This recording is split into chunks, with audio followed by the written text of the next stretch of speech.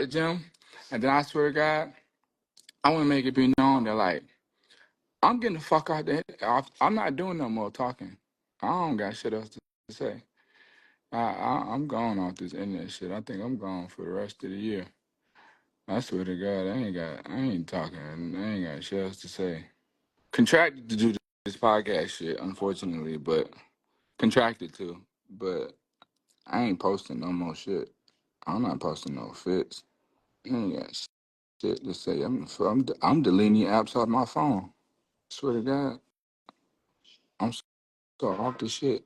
I'm not. I ain't. I'm not tweeting. I'm minding my fucking business, twin.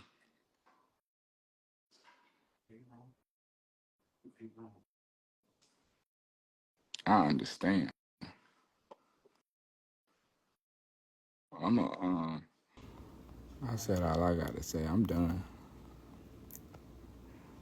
Yeah, I said what I said. I got nothing but love for New York and New York fashion.